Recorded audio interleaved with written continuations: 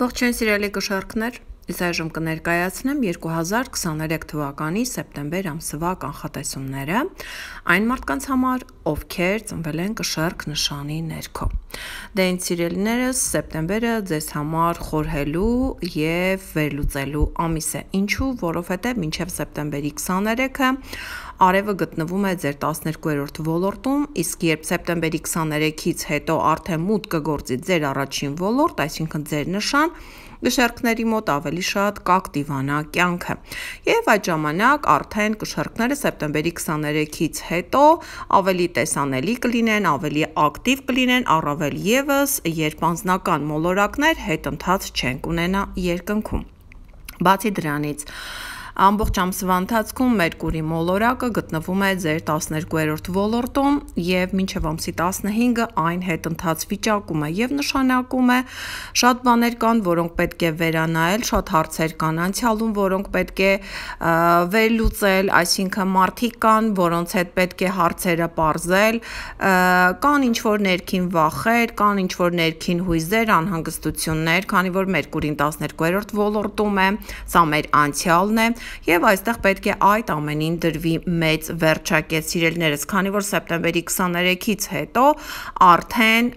դուք ավելի շատ կենտրոնանալու եք ձեր անձի վրա, ձեր արտաքին տեսքի վրա, արևը արդեն լինելու է ձեր առաջին ոլորտում։ Բացի դրանից, ձեր գլխավոր մոլորակը ամբողջ ամսվա ընթացքում գտնվում է 11-րդ ոլորտում։ Սա խոսում է այն մասին, որ դուք ամբողջ ամսվա ընթացքում շփվելու եք մեծ թվով մարդկանց հետ։ Մինչև սեպտեմբերի 4-ը Վեներա մոլորակը հետընթաց է։ Մենք հիշում ենք, որ հուլիս եւ օգոստոս ամիսներին ձեր գլխավոր մոլորակ Վեներան հետընթաց վիճակում էր ձեր 11-րդ ոլորտում, ինչը նշանակում էր, որ միգուցե ձեզ մոտ անցյալից հարցեր էին առաջացել, որոնք կապված էին նախկինում ձեր շփումների հետ, նախկին ուրեմն ընկերների հետ, որոնց հետ եղել եք դասարանցիներ, համակուրսեցիներ կամ ինչ-որ կոլեկտիվի կամ ակումբի անդամներ։ Այժմ սեպտեմբերի 4-ից հետո Վեներան սկսում է իր առաջընթացը, նշանակում է գշերքների կյանքը մի փոքր ավելի սկսում է ակտիվանալ կոլեկտիվների հարցում, այսինքն դուք, ենթադրենք դուք չէիք աշխատում, այժմ սեպտեմբերի 4-ից հետո մուտք կգործեք այնպիսի կոլեկտիվ, որտեղ կանայք կլինեն, չէ՞ որ Վեներան ներկայացնում է կանացի էներգիա եւ ձեզ շատ հարմարավետ կզգաք, կաշխատեք կամ կսովորեք կանանց շրջապատում, այսինքն կգտնվեք կոլեկտիվի մեջ։ Բացի դրանից Վեներան 11-րդ ոլորտում նաև կակտիվացնի ձեր ընկերներին, իրական ընկերներին, այսինքն դուք կսկսեք ճանաչել ով է, սեպտեմբերի 4-ից հետո ավելի լավ կհասկանաք մարդկանց։ Սակայն հենց նույն օրը սեպտեմբերի 4-ին Յուպիտեր մոլորակը, որը ձեր 8-րդ ոլորտում է, սկսում է իր հետընթացը եւ այս հետընթացը տևելու է մինչեւ դեկտեմբերի 31-ը։ Սիրելի կշարքներ, եթե դուք ունեք բանկային հարցեր, մեծ ֆինանսական հարցեր, ապա սեպտեմբերի 4-ից հետո մինչև դեկտեմբերի 31-ը ընկած ժամանակահատվածում Յուպիտերը տալիս է հնարավորություն այդ հարցերը կարգավորելու։ Երբ Յուպիտերը հետընթաց է, այն ոչ մի վատ բան չի առաջացնում մեր կյանքում, ոչ մի քաոս, ոչ մի խնդիր, որովհետև տարվա ընթացքում սովորաբար Յուպիտերը մոտ 4-ից 5 ամիս հետընթաց է լինում եւ մենք սովոր ենք այդ վիճակին, սակայն 8-րդ ոլորտում հետընթաց Յուպիտերը կարող է բերել ձեզ հնարավորություն կարգավորելու նմանատիպ ֆինանսական հարցերը։ Սակայն նաև կարող է բերել հնարավորություն կարգի բերելու ձեր նեղ անձնական հարցերը։ Ենթադրենք դուք վիճել եք ինչ-որ մեկի հետ, ապա ամսի 4-ից հետո նրա հետ հաշտվելու հնարավորություն է ձեզ մոտ առաջանում։ Սա խոսքը գնում է այնպիսի մարդկանց մասին, որոնց հետ ենթադրենք դուք գտնվում եք սիրային կապի մեջ։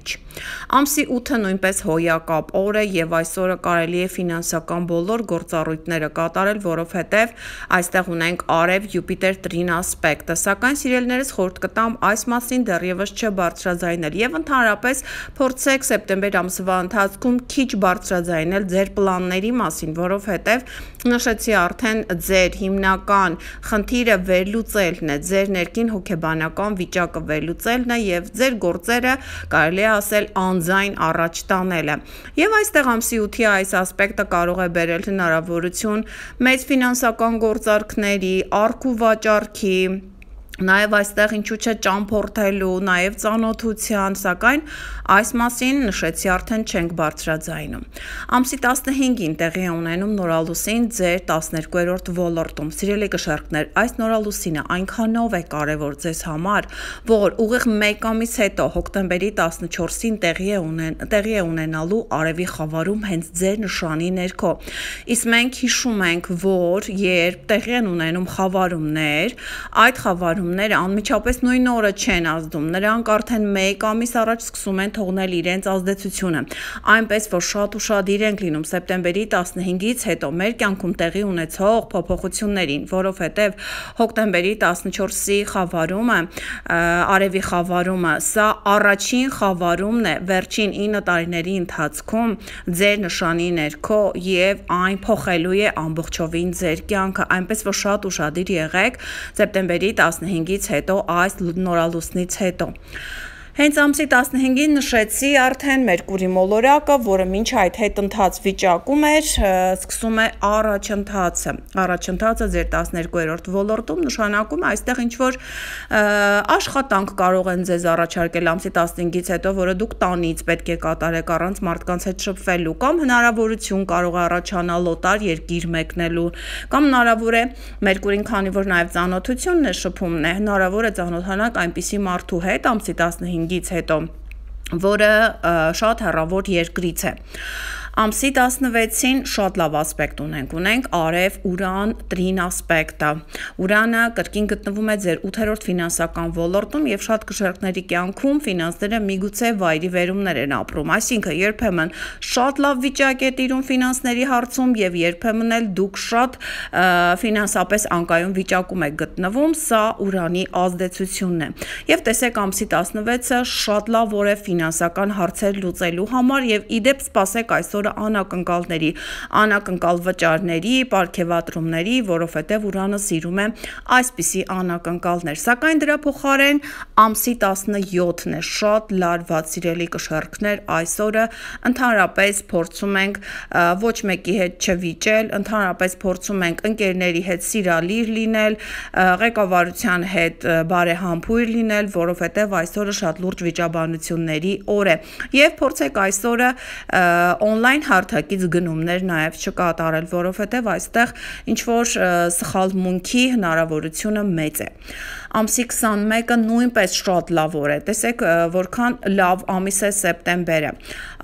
Արև Պլուտոն Տրին ասպեկտը ունենք, սիրելիներս, եթե տան հետ կապված, անշարժ գույքի հետ կապված, ծնողների հետ կապված, բնակության վայրի հետ կապված կային խնդիրներ, ապա ամսի 21-ին այդ խնդիրները հարթվելու են, որովհետև Պլուտոնը դեռևս գտնվում է ձեր 4-րդ ոլորտում եւ այս տրին ասպեկտը տալիս է ձեզ հնարավորություն այս խնդիրը հարթելու համար։ Ամսի 29-ին տեղի է ունենում լիալուսին եւ այս լիալուսինը կշեռքների համար շատ կարեւոր է, ինչու, որովհետեւ այն տեղի է ունենում ձեր 7-րդ ոլորտում եւ չմոռանանք, որ առաջին եւ 7-րդ ոլորտները սա հենց այն առանցքն է, որի վրա տեղի են ունենում արևի եւ լուսնի խավարումները եւ նշանակում է ամսի 29-ի լիալուսինը ինչ կարող է բերել ձեր կյանք, կարող է վերջակետ դնել հարաբերությունների, որոշակի հարաբերությունների, որը կար ինչ որ մարդու հետ կապված, միգուցե սա անձնական կարող է չլինել, կարող է լինել պարզապես գործնական ինչ-որ հարաբերության խզում, կարող է լինել ինչ-որ հաճախորդի հետ կոնֆլիկտ, կարող է լինել ինչ-որ հարցի լուծում, տեսեք, ենթադրենք ունեցել եք կոնֆլիկտ, կարող է այս հարցը լուծվել, այսինքն 7-րդ ոլորտը սա ոչ միայն բերում է, լիալուսինը 7-րդ ոլորտում բերում է ոչ միայն բաժանություն, այլ նաև հարցի լուծում, սակայն հենց նույն ամսի 29-ը շատ լարված օր է, փորձեք այսօրը